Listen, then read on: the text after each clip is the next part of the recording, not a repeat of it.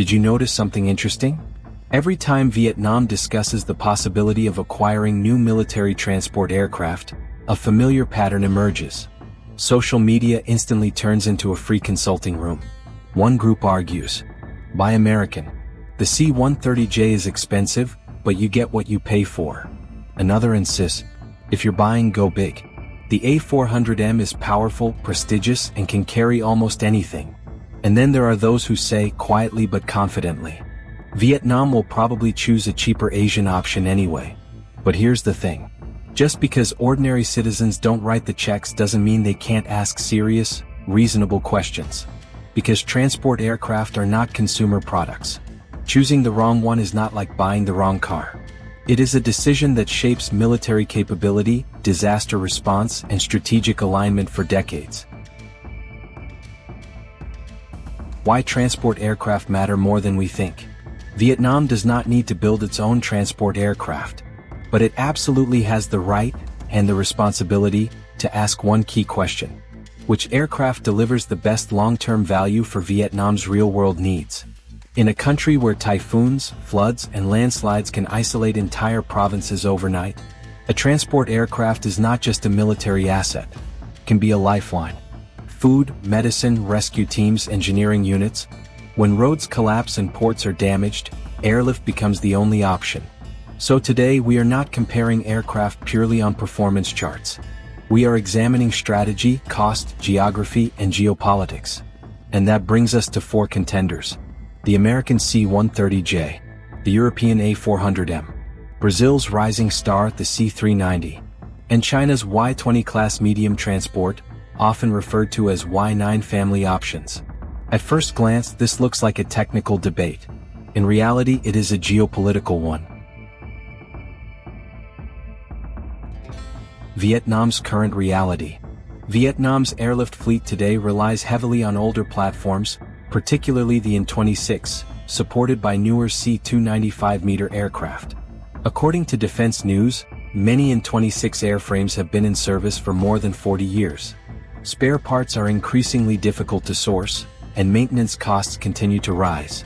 This means Vietnam is not planning for next year. It is planning for the next 20 to 30 years. And Vietnam is not alone. Across Southeast Asia, the Philippines operates C-130s. Indonesia has ordered C-130JS and evaluated the A400M.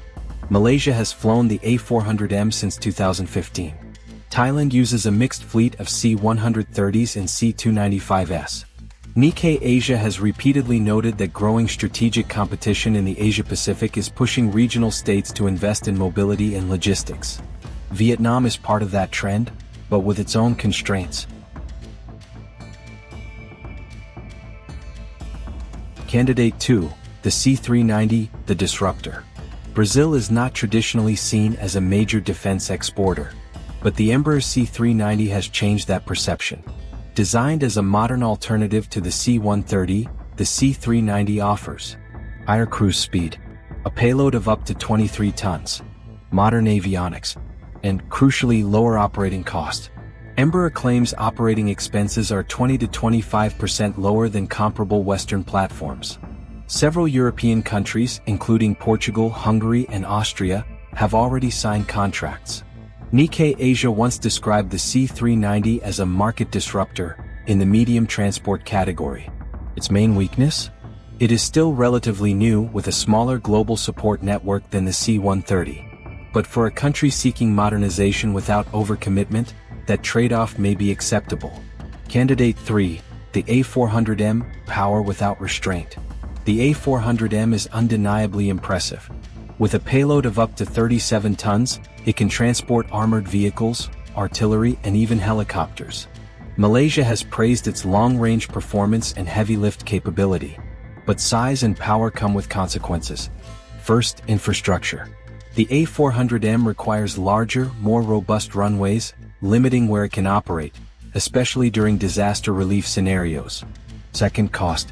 At $230 to $260 million per aircraft, the A400M firmly belongs to the strategic airlift category. For Vietnam's typical missions, logistics, disaster response, troop transport, the A400M is simply too much aircraft. It is like driving a heavy-haul truck through narrow rural roads. Impressive, yes. Practical? Not always. Candidate 4.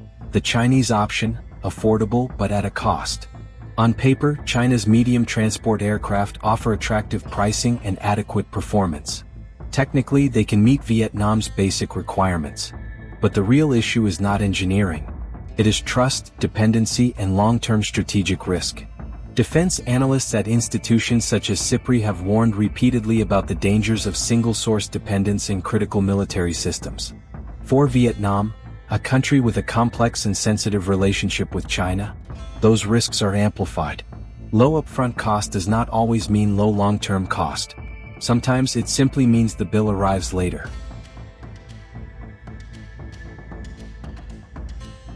So which aircraft fits Vietnam best? Vietnam's challenge can be summarized in one sentence. It needs an aircraft that is capable, durable, affordable, and geopolitically neutral. That is not an easy balance.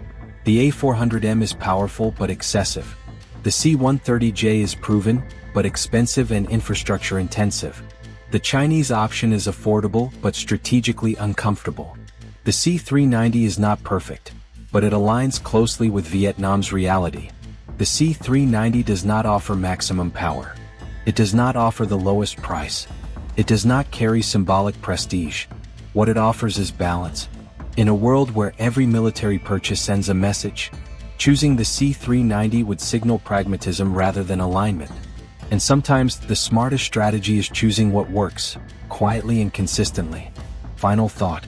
Vietnam is not buying an aircraft.